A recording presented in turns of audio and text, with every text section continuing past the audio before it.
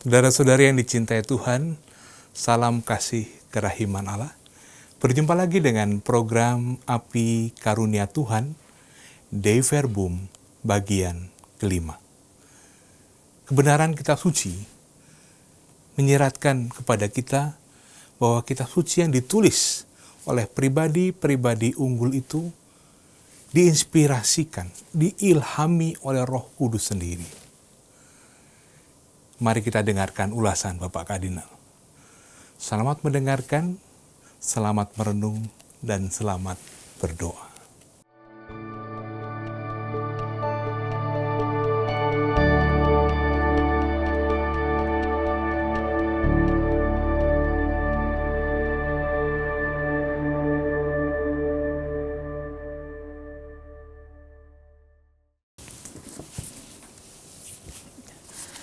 Saudara-saudari sekalian, dalam percakapan kali ini kita akan membahas pokok-pokok gagasan yang terdapat pada bab 3 dari konstitusi dogmatis tentang wahyu ilahi.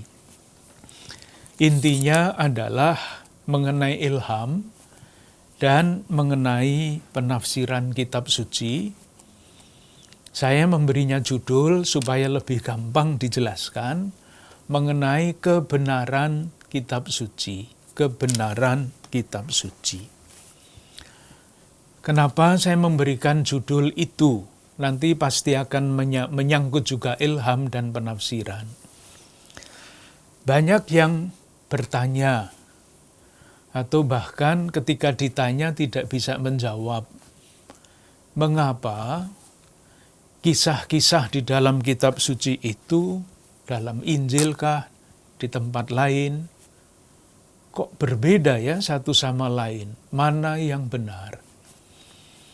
Kalau ceritanya berbeda-beda seperti itu, apakah masih bisa dipercaya? Nah, masalahnya itu pertanyaannya kan, kalau ceritanya, nah pertanyaan kita kan apakah itu cerita? Tetapi baik, saya coba tunjukkan masalahnya. Kalau orang ditanya, siapakah nama kakeknya Yesus? Jawabannya bagaimana? Jawabannya balik bertanya, ya menurut siapa? Kalau menurut Injil Lukas, bab 3 ayat 23, dalam daftar itu, nama kakek Yesus itu adalah Eli.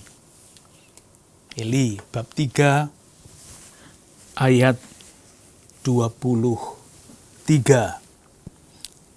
Dikatakan begini, ketika Yesus memulai pekerjaannya, ia berumur kira-kira 30 tahun dan menurut anggapan orang, ia adalah anak Yusuf, anak Eli. Jadi silsilahnya naik nanti sampai Adam. Jadi kalau menurut Lukas ya itu namanya Eli. Tetapi kalau menurut Matius, jawabannya lain. Di dalam Injil Matius bab 1 ayat 16, rumusannya lain. Yakub memperanakkan Yusuf, suami Maria yang melahirkan Yesus yang disebut Kristus. Jadi menurut silsilah ini, kakeknya Yesus namanya Yakub. Nah, kalau mau ngawur-ngawur ya, kok berbeda? Ya, Yakub itu sama dengan Eli, tapi kan ngawur itu ya. Ya memang berbeda, kalau ditanya mana yang benar, semua benar. Dan nanti dijelaskan, kok bisa orang Katolik mengatakan kedua-duanya benar. Yaitu faham tentang wahyu, tentang iman, tentang kitab suci yang mesti dipegang. Itu contoh satu. Contoh yang kedua, pasti semuanya sudah hafal kisahnya. Mengenai kelahiran Yesus, siapa yang diberitahu? Dijawab lagi, ya menurut siapa? Kalau menurut Matius, bab 1 ayat 20, itu malaikat menampakkan diri kepada Yusuf. Sementara kalau kita membaca Injil Lukas bab 1 ayat 26 sampai 27, malaikat menampakkan diri kepada Maria. Lah kan berbeda sekali itu. Ditanyakan mana yang benar. Nah, kita menjawab kedua-duanya benar. Benar dalam arti yang kita yakini, kebenaran iman. Itu nanti kita coba jelaskan, mencoba. Yang juga mencolok adalah apa yang diucapkan oleh Yesus ketika ia tergantung di salib. Menurut keempat Injil, sekurang-kurangnya ada 3 versi yang berbeda satu sama lain. Yang pertama adalah versi Injil Matius dan Markus. Itulah yang biasanya kita hafal. Ya Allahku, mengapa engkau meninggalkan aku? Itu versi Matius dan Markus. Versinya Lukas lain. Disalib, Yesus mengatakan, ke dalam tanganmu ya Bapa ku serahkan nyawaku. Tidak ada kata-kata atau ucapan yang dramatis seperti itu. Ya Allahku, mengapa engkau meninggalkan aku? Yesus menurut Lukas itu wafat dengan sangat tenang. Ke dalam tanganmu ya Bapa ku serahkan nyawaku. Tenang sekali. Sementara di dalam Injil Yohanes, ucapannya beda lagi. Yesus hanya mengatakan pendek, sudah selesai. Mana yang benar? Ya kami menjawabnya semuanya benar dalam arti kebenaran iman, bukan kebenaran fakta sejarah. Karena menurut keyakinan kita, kitab suci, para penulis kitab suci itu adalah saksi iman. Satu peristiwa, banyak arti, banyak makna. Kita ingat lagi, kembali lagi, kita ulang-ulang karena ini saya yakin ini membongkar pendapat yang seringkali sudah terpatri di dalam benak kita karena pengaruh dari pendapat umum di tengah-tengah masyarakat. Kita ingat lagi bahwa kitab suci itu tidak diturunkan sebagai buku yang sudah ditulisi dari atas. Wahyu bukan buku, tetapi Allah yang menyapa manusia. Dan kitab suci dengan demikian adalah kesaksian iman. Allah yang menyapa, manusia yang menanggapi, peristiwa itu antara sapaan dan tanggapan diceritakan secara lisan turun-temurun, kemudian ditulis. Tidak sebagai laporan wartawan, tetapi sebagai kesaksian iman. Gampangnya sajalah. Contoh, kalau ada satu bis kecelakaan, peristiwanya sama, bis kecelakaan. Kira-kira apa yang akan dikatakan oleh pengusaha bis, oleh polisi, dan oleh istri dari pengemudi bis itu? Apakah bisa dibayangkan istri dari sopir bis yang kecelakaan itu akan mengatakan, bisnya waktu itu terlalu cepat, lajunya terlalu ke kanan dan sebagainya? Saya bayangkan tidak seperti itu. Keprihatinan dari seorang istri pengemudi bis adalah suaminya selamat apa enggak. Berbeda dengan pengusaha bis, dia akan menghitung kerugiannya berapa. Polisi pasti berbeda lagi. Dicek apakah sebelum kecelakaan ada tanda-tanda mengerem apa enggak. Kecepatannya berapa dan sebagainya. Satu peristiwa ketika dilihat oleh orang dengan latar belakang yang berbeda-beda, ceritanya bisa sangat berbeda-beda. Demikian juga nanti kita akan sampai kepada kesimpulan bahwa penulis kitab suci itu adalah pengarang yang mempunyai pandangan sebagai manusia bebas, mempunyai pandangan tanda petik iman teologi tertentu. Itu catatan yang pertama. Lalu nanti kita coba jawab, kalau pengertiannya begini, lalu bagaimana itu penjelasan dari yang berbeda-beda itu. Yang kedua, saya beri judul pembicaraan ini, kehidupan itu adalah suatu misteri yang tidak terselami. Kembali lagi, dikatakan, saya merasa perlu mengatakan lagi, Wahyu itu bukan buku yang diturunkan. Menurut surat kepada orang Ibrani, bab 1 ayat 1 dan selanjutnya, pada zaman dulu, Allah dengan berbagai macam cara berbicara lewat para nabi. Pada zaman akhir, ia berbicara lewat puteranya, Yesus. Nah, Yesus ini adalah sang manusia yang menyimpan misteri yang tak terselami pula. Kita semua mengalami untuk mengenal teman kita, sesama kita, itu membutuhkan waktu yang tidak sebentar. Teman kelas dari SMP belum tentu kenal sungguh-sungguh meskipun tinggal di asrama, makan bersama, olahraga bersama, dan sebagainya, belum tentu kenal baik dengan teman sekelasnya itu. Bahkan kadang-kadang kita melihat di dalam satu keluarga kakak adik pun belum tentu saling mengenal dengan baik.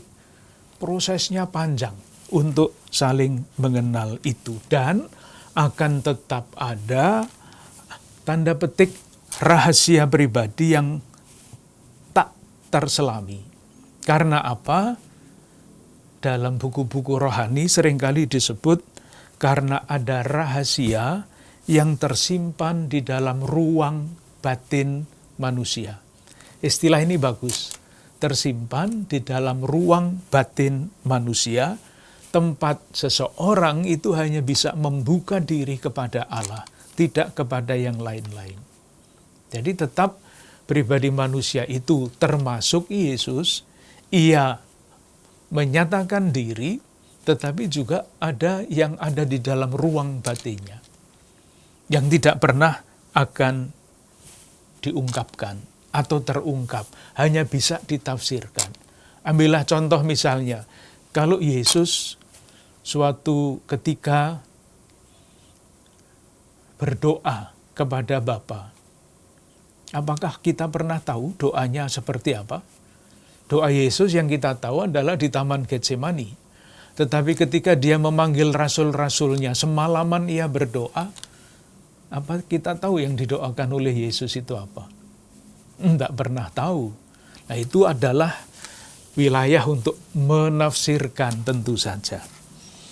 Nah, dengan demikian juga hidup Yesus itu, kalau kita melihat sejarahnya, Yesus itu kan baru tampil ketika ia sudah dewasa. Ia menjalani hidup tersembunyi sekurang-kurangnya 30 tahunan, kira-kira 30 tahun. Ketika dia tampil pertama kali, ia dibaptis. Dibaptis pada usia, katakanlah 30 tahun itu kan suatu keputusan. Apakah kita pernah tahu kenapa Yesus memutuskan untuk dibaptis? Tidak ada penjelasan apapun. Apalagi ketika kita bertanya, kenapa dia memilih Yohanes Pembaptis dan bukan pembaptis-pembaptis yang lain? Kan mengambil keputusan memilih dibaptis oleh Yohanes Pembaptis bukan kebetulan. Yesus memilih Yohanes Pembaptis. Mengenai hal itu kan tidak ada penjelasan. Misteri. Ketika itu, ia ikut membaptis sebentar, menurut Injil Yohanes. Menurut Injil yang lain tidak. Tetapi kemudian kita tidak pernah dengar lagi cerita bahwa Yesus meneruskan pembaptisan, yang kita dengar adalah Yesus yang mewartakan kerajaan Allah. Kenapa dia berpindah dari kegiatan membaptis menjadi pewartaan kerajaan Allah? Misteri yang tidak terselami. Ketika ia wafat, murid-murid yang sudah dididik selama 3 tahun, hidup bersama selama 3 tahun, menurut Injil Markus dan Matius, semuanya lari. Kenapa lari? Itu juga pertanyaan yang tentu bisa ditafsirkan, jawabannya bisa disimpulkan kalau kita mencoba memahami siapa Yesus itu. Sesudah wafat dia bangkit. Yang ada menurut Injil Markus hanyalah cerita tentang makam kosong. Tetapi makam kosong kan tidak jelas itu kosong karena apa, karena dicuri kah, karena apa. Baru ada malaikat yang menjelaskan bahwa ia telah bangkit. Tetapi itu pun terus menjadi bahan perbantahan. Bahkan di dalam kitab suci Injil Matius, di dalam Injil Matius bab 28 ayat 11 sampai 15 itu ada kisah mengenai dusta mahkamah agama. Penginjil yang lain tidak menceritakan itu, tetapi Matius menceritakan dusta mahkamah agama.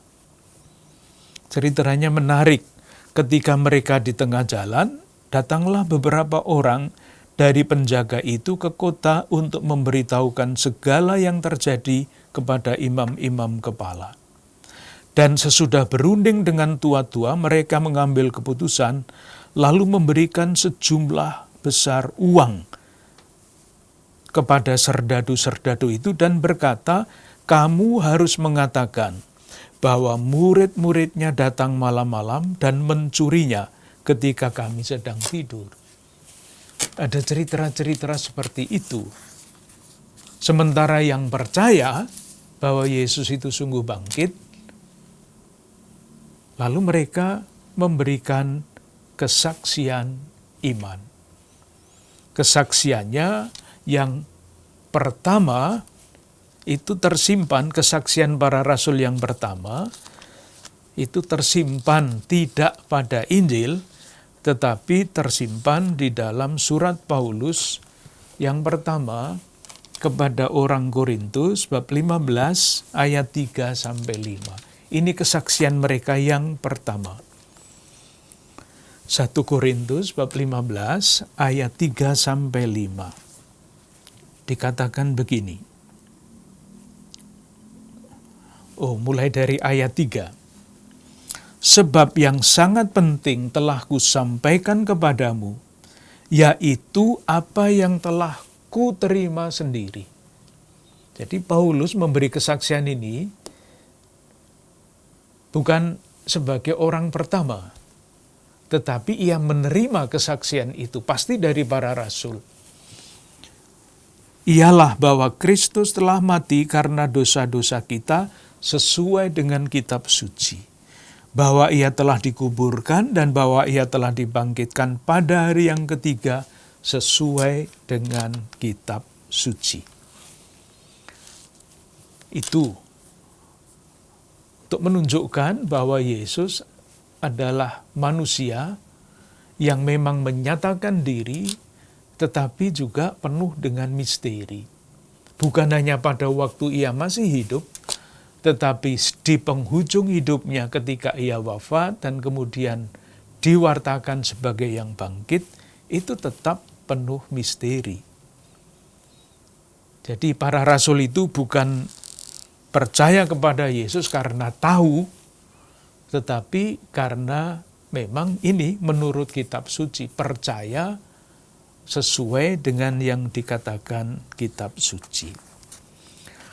Yang berikutnya, nah kalau demikian, kalau urutan pemikirannya itu seperti itu, moga-moga jelas, Lalu apa yang disebut dengan kebenaran kitab suci?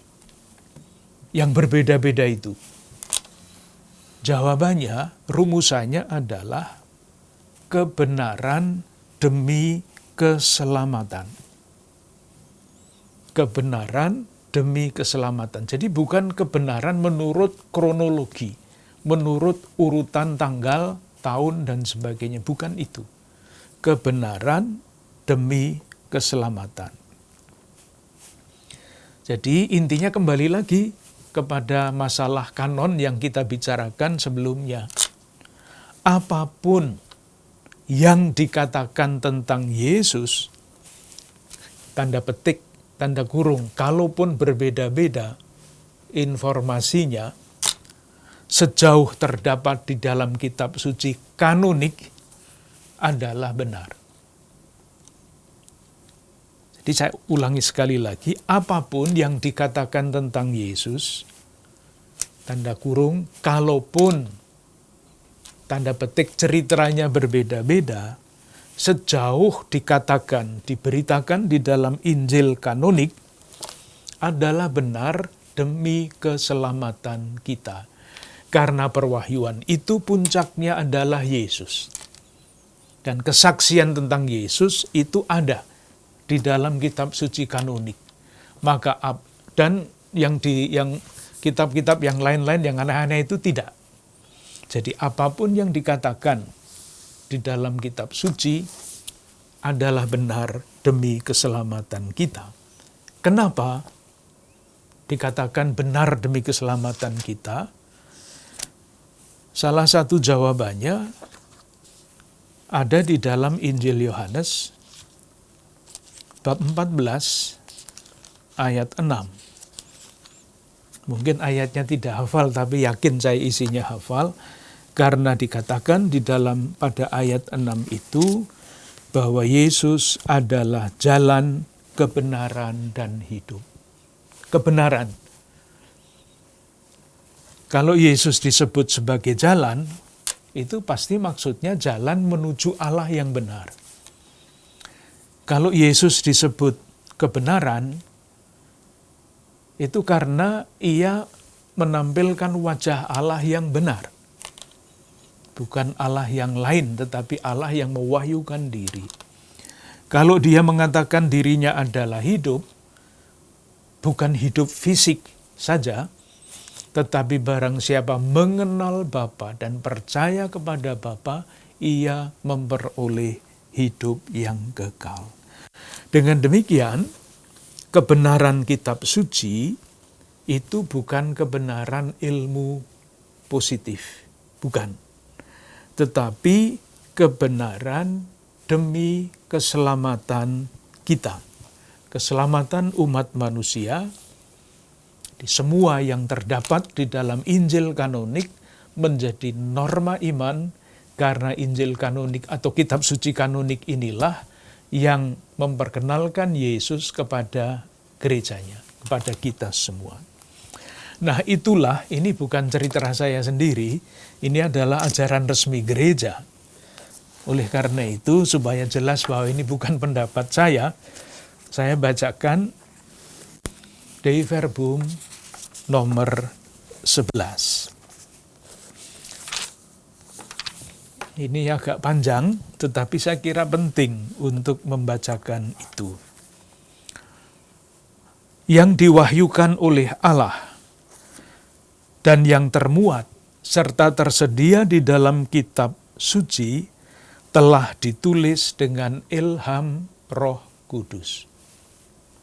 Sebab Bunda Gereja yang kudus berdasarkan iman para rasul memandang kitab-kitab perjanjian lama maupun perjanjian baru secara keseluruhan, beserta semua bagian-bagiannya, sebagai buku-buku suci dan kanonik, norma ukuran iman, karena ditulis dengan ilham Roh Kudus. Diulang-ulang kata itu. Dan mempunyai Allah sebagai pengarang. Ini nanti pasti ditafsirkan, Allah sebagai pengarang itu bagaimana ini? Serta dalam keadaannya demikian itu diserahkan kepada gereja. Jadi dari satu pihak, ilham itu membuat kitab-kitab itu Allah pengarangnya. Tapi masih kalimatnya terus. Dikatakan begini, tetapi dalam mengarang kitab-kitab suci itu, Allah memilih orang-orang yang digunakannya, sementara mereka memakai kecakapan dan kemampuan mereka sendiri. Jadi para penulis kitab suci zaman dulu sebelum Konsili Vatikan II, itu seringkali digambarkan sebagai yang sedang menulis, lalu ada merpati mencelok di pundaknya. Merpatinya manggut-manggut, itu artinya membisikkan kepada penulis itu. Nah, bukan seperti itu, sehingga para penulis itu hanya menulis apa yang didiktekan oleh Roh Kudus burung merpati itu. Itu dibongkar, paham seperti itu. Dikatakan dalam mengarang kitab-kitab suci itu, Allah memilih orang-orang yang digunakannya, sementara mereka memakai kecakapan dan kemampuan mereka sendiri. Supaya sementara dia itu huruf besar, huruf kapital, dia berkarya dalam dan melalui mereka, semua itu dan hanya itu yang dikehendakinya sendiri dituliskan oleh mereka sebagai pengarang yang sungguh-sungguh. Jadi intinya sebetulnya para Bapak Konsili ini juga tidak mudah menjelaskannya. Dari satu pihak, kitab yang ditulis oleh manusia itu dikarang oleh Allah. Tetapi manusia yang menulis, Paulus kah, Markus, Matius, itu pengarang sungguh-sungguh. Bukan hanya didikte dan disuruh nulis apa yang mau dia tulis. Nah, tegangan antara Allah pengarang dan manusia pengarang yang sungguh-sungguh itu dijelaskan dengan ilham. Ilham Roh Kudus. Ini bukan masalah pengetahuan, ini masalah keyakinan iman. Kalau disuruh menjelaskan secara matematik ilham itu turunnya bagaimana, rumusannya seperti apa, ya tidak ada yang bisa menjelaskan. Yang dikatakan di dalam dokumen ini, saya baca alinea yang berikutnya, oleh sebab itu, karena segala sesuatu yang dinyatakan oleh para pengarang yang diilhami atau penulis suci harus dipandang sebagai pernyataan Roh Kudus, maka harus diakui, nah ini, bahwa buku-buku Alkitab mengajarkan dengan teguh dan setia, serta tanpa kekeliruan kebenaran, yang oleh Allah dikehendaki supaya dicantumkan di dalam kitab-kitab suci dan keselamatan kita. Saya kira atau moga-moga jelas bahwa yang dikatakan di situ, sekali lagi, Perjanjian Lama dan Perjanjian Baru semua dan bagian-bagiannya adalah buku suci kanonik, menjadi norma iman. Ditulis dengan ilham Roh Kudus, itu artinya Allah menghendaki, menyampaikan yang dikehendakinya, dan memilih orang yang dengan kecakapan tertentu, pengarang-pengarang, sungguh-sungguh menjadi pengarang.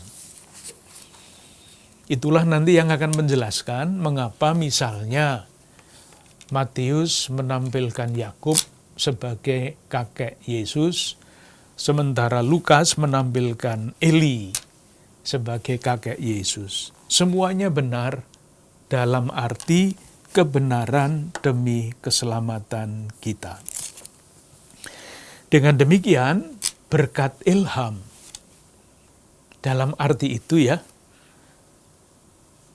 hanya yang dikehendaki oleh Allah itulah yang ditulis oleh para penulis kitab suci tanpa kekeliruan kebenaran. Nah, kalau ada tafsir kitab suci, itu bukan hanya menafsirkan kehendak Allah yang hampir tidak mungkin dipahami, tetapi menafsirkan kenapa pengarang-pengarang ini berbicara begini, pengarang itu berbicara begitu dan selanjutnya. Dan itu sekarang akan kita jawab. Yang tadi di depan, paling depan, kita ajukan sebagai pertanyaan-pertanyaan. Akan kita coba jawab. Yang pertama, mengenai silsilah. Kenapa silsilah Yesus itu berbeda?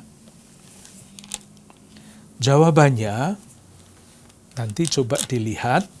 Kita lihat dulu Injil Matius bab 1 ayat 17.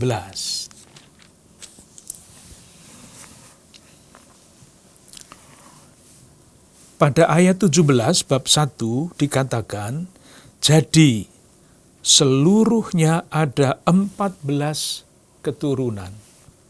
Dari Abraham sampai Daud, 14 keturunan dari Daud sampai pembuangan Babel, dan 14 keturunan dari pembuangan Babel sampai Kristus. Jadi ada 14 kali 3. Artinya apa? Yang mau dikatakan oleh Matius sebetulnya sederhana. Huruf itu seringkali ada makna angkanya. Misalnya huruf A, angka 10. Misalnya. Nah, 14 itu adalah angka dari nama huruf-huruf yang membentuk kata Daud. D-A-U-D, itu jumlahnya 14. Itu hitung-hitungannya ada di kamus. Maka kalau Matius mengatakan bahwa ada 14 keturunan sampai 3 kali, menurut ilmu huruf itu, ilmu angka itu, Matius ingin menegaskan bahwa Yesus adalah keturunan Daud. Itu yang mau disampaikan.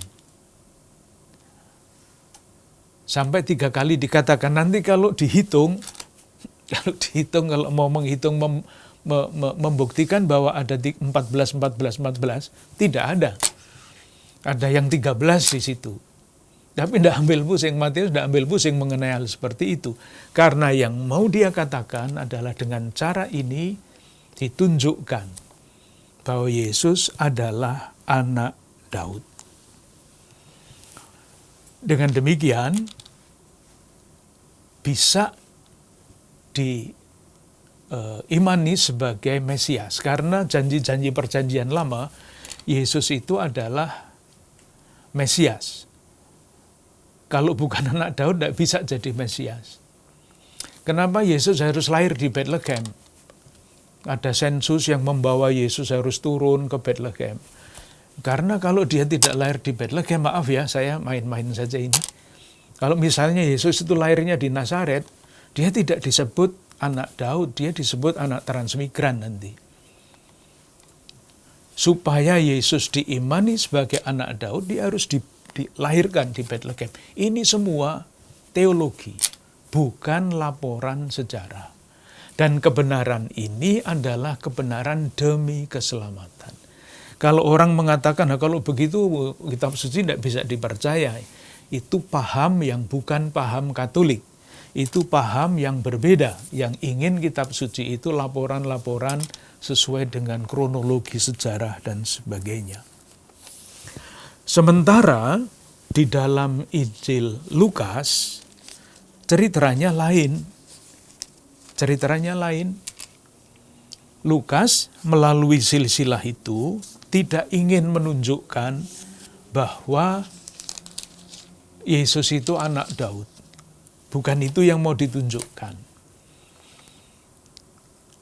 Yang mau ditunjukkan adalah bahwa Yesus menjalankan perutusan sesuai dengan tradisi kenabian. Jadi Matius ingin menampilkan Yesus sebagai Mesias, sementara Lukas ingin menampilkan Yesus sebagai Nabi. Mana yang benar? Kedua-duanya benar. Caranya bagaimana untuk menunjukkan keyakinan kesaksian iman itu sesuai dengan cara berpikir yang berlaku pada zaman itu. Jadi kalau kita menafsirkan kitab suci, menafsirkan loh ya, kita mesti melepaskan cara berpikir kita sekarang ini, dilepaskan. Dan mencoba memahami cara berpikir ketika para penulis itu menuliskan apa yang sekarang ini terdapat di dalam kitab suci.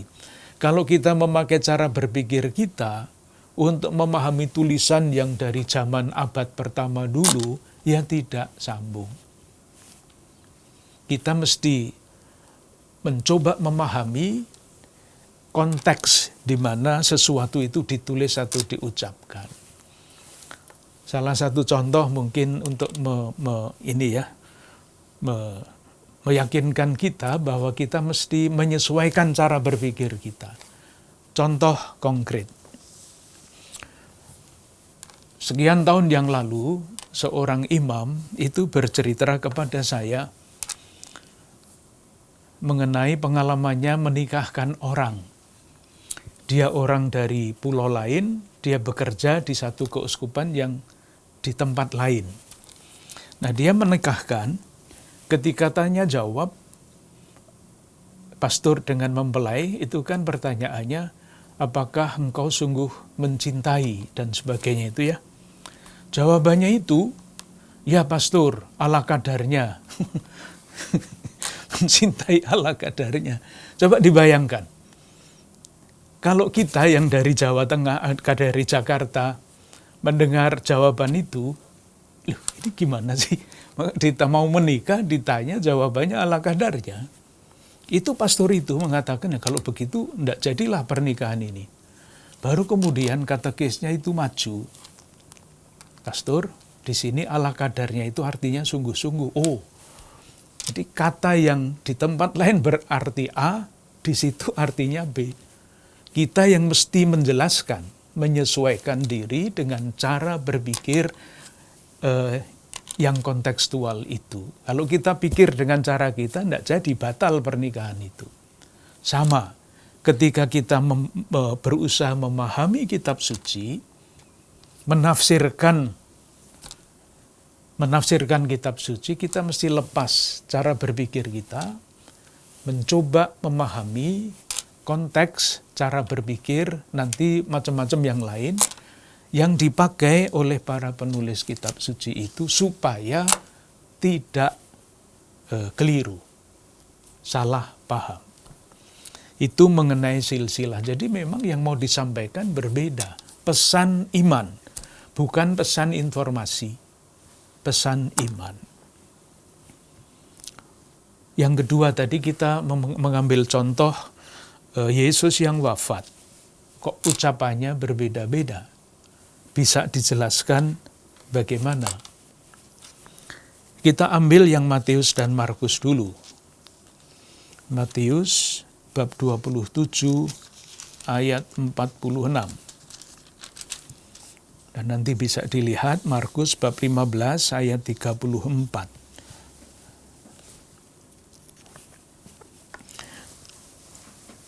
Yesus berseru dengan suara nyaring, Eli, Eli, lama sabachthani. Ya Allahku, mengapa engkau meninggalkan daku? Ini adalah kutipan dari Mazmur 22 ayat 2. Menurut Markus, Yesus yang wafat di kayu salib juga sama, mengutip Mazmur ini. Ada dua hal yang bisa dikatakan dalam rangka kebenaran keselamatan. Yang pertama, tentu kita bertanya, kenapa Yesus yang adalah anak Allah itu kok merasa ditinggalkan oleh Allah? Persis itu masalahnya, atau persis itu pesannya. Untuk menunjukkan bahwa Yesus sungguh-sungguh serupa dengan manusia, kecuali dalam hal dosa. Ia juga merasa kesepian, ia merasa takut, ia merasa ditinggalkan. Maka yang diucapkan adalah Mazmur 22 dan yang dikutip adalah ayat 2. Tetapi yang kedua, kalau orang Yahudi zaman Yesus mendoakan Mazmur, meskipun yang dikutip itu hanya ayat 1, dalam hal ini ayat 2, tetapi yang dimaksudkan adalah seluruh semangat doa Mazmur itu. Nah, kalau kita lihat Mazmur 22, meskipun mulai dengan keluh kesah seperti itu, Allahku ya Allahku, mengapa engkau tinggalkan daku? Pada akhir Mazmur, kita lihat misalnya ayat 23, itu nadanya berubah sama sekali. Aku akan memasyurkan namamu kepada saudara-saudaraku dan memuji-muji engkau di tengah-tengah jemaat. Jadi semangat seperti itu tidak dilepaskan dari ayat 2 yang bunyinya ya Allahku, mengapa engkau meninggalkan daku. Meskipun mulai dengan Allahku, ya Allahku, tetapi kemudian ketika Mazmur itu berkembang, ayat-ayat berikutnya, nada putus asa seperti itu sudah tidak ada lagi. Yang ada adalah nada penyerahan. Moga-moga yang saya maksudkan jelas. Jadi memang mau ditunjukkan bahwa Yesus itu sungguh mengalami nasib seperti manusia, kesepian, ditinggalkan, dan sebagainya. Tetapi Mazmur 22 itu isinya bukan hanya ayat 2, sampai ayat 32. Saya baca misalnya ayat 30, ya kepadanya akan sujud menyembah semua orang, dan selanjutnya. Moga-moga tidak terlalu susah dibayangkan atau dipahami. Intinya Mazmur itu mesti dibaca seluruhnya, bukan hanya satu ayat. Itu mengenai Matius dan Markus. Mengenai Lukas, kenapa Lukas pada bab 23 ayat 46 tidak mengikuti Markus atau tidak sama dengan Markus dan Matius. Bab 23 ayat 46.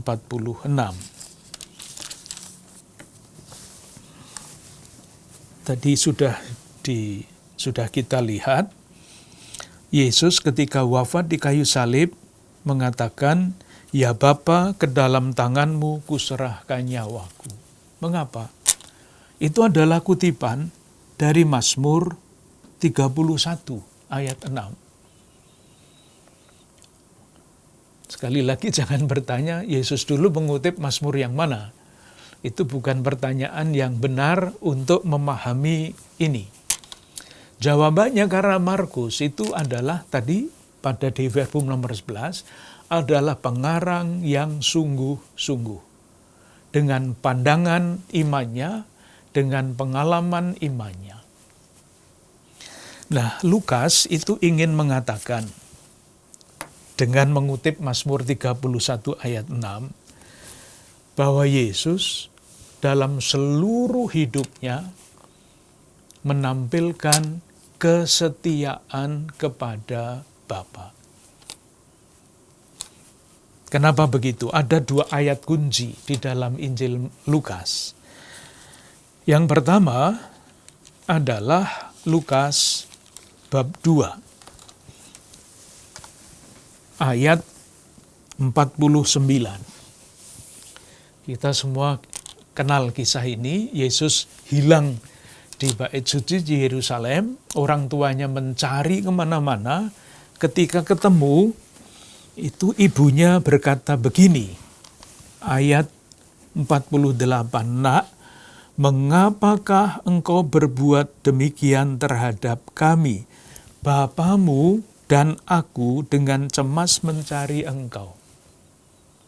Nah, lalu Yesus jawabnya kepada mereka, mengapa kamu mencari aku? Sekarang, tidakkah kamu tahu bahwa aku harus berada di dalam rumah Bapakku? Ini bapaknya siapa? Ini bukan Yusuf maksudnya, tetapi rumah Bapa. Ini pertama kali Yesus bicara ini.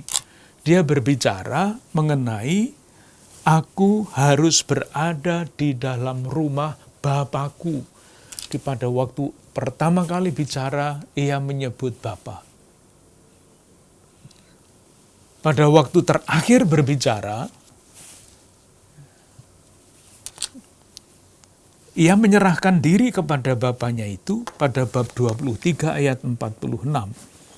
Ya Bapa, kata itu sama. Ya Bapa, ke dalam tanganmu kuserahkan nyawaku. Sudah, selesai. Yesus mati. Ketika mulai bicara tentang Bapa, terakhir berbicara tentang Bapa. Sesudah itu Yesus tidak bicara lagi. Menakutkan kalau bicara lagi. Nah, antara dua ayat kunci ini, terus Yesus itu berjalannya tidak menoleh ke kiri ke kanan. Jalannya lurus ke depan. Dan itu diungkapkan antara lain dengan menunjukkan bahwa sepanjang hidupnya Yesus itu berjalan ke Yerusalem. Saya tidak mau membuat semakin ruwet, tetapi coba dilihat ayat-ayat ini. Bahwa Yesus itu orientasi hidupnya tidak kemana-mana, tetapi ke Yerusalem. Karena di situ ia akan menuntaskan perutusannya. Bab 9 ayat 51, arah Yerusalem. Ketika hampir genap waktunya Yesus diangkat ke surga, ia mengarahkan pepandangannya untuk pergi ke Yerusalem. Pergi ke Yerusalem, tidak kemana-mana.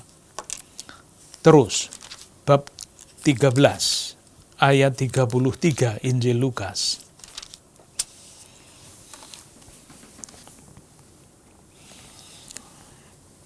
Saya baca mulai ayat 11. Pada waktu itu datanglah beberapa orang Farisi dan berkata kepada Yesus, "Pergilah, tinggalkanlah tempat ini karena Herodes hendak membunuh engkau."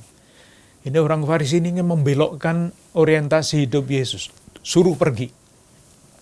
Nyawa Anda terancam. Apa jawab Yesus? Kepada mereka, "Pergilah, katakanlah kepada serigala itu, aku mengusir setan dan menyembuhkan orang pada hari ini dan besok, dan pada hari yang ketiga aku akan selesai.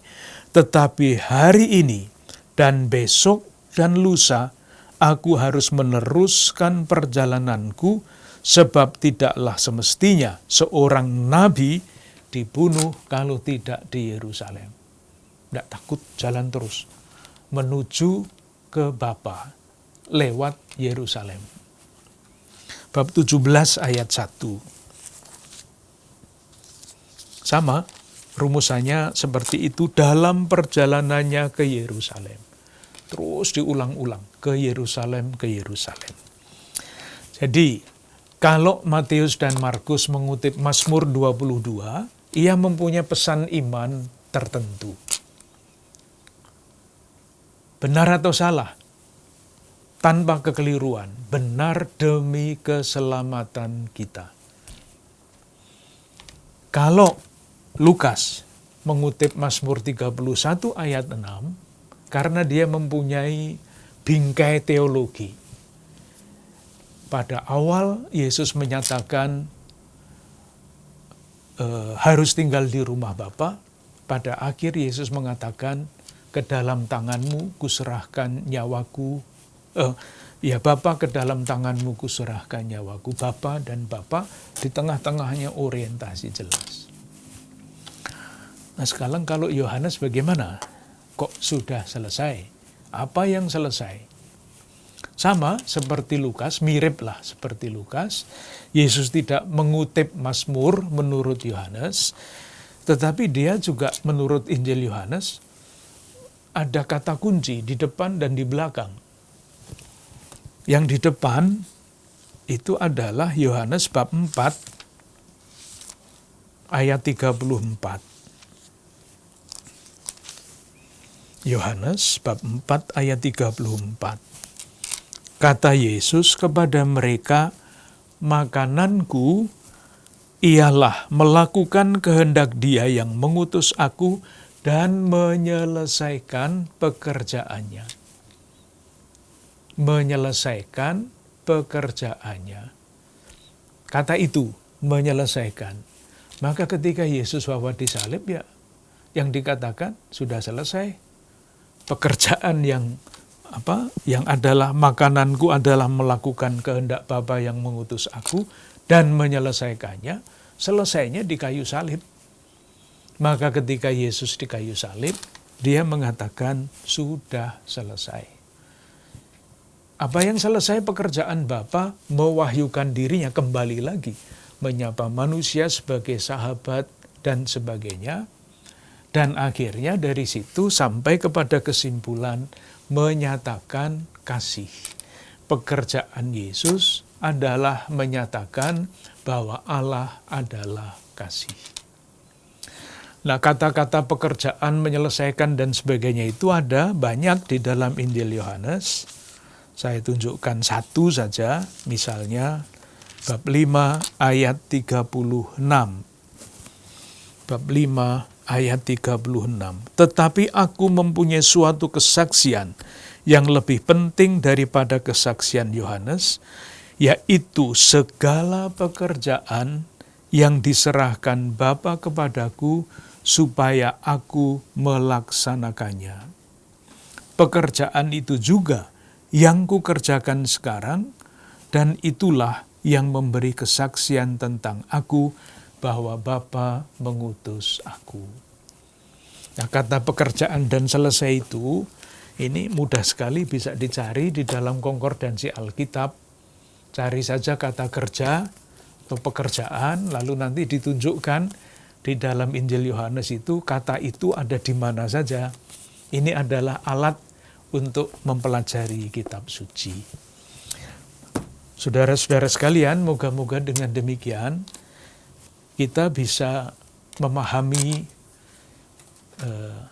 yang seringkali ditanyakan atau diajukan, bahkan diajukan sebagai semacam kata-kata dalam ungkapan ini, di kitab suci Anda ini tidak bisa dipercaya karena ceritanya macam-macam, beda-beda. Itu berdasarkan faham yang berbeda tentang kitab suci. Maka memahami kitab suci sesuai dengan ajaran gereja resmi itu penting. Terima kasih.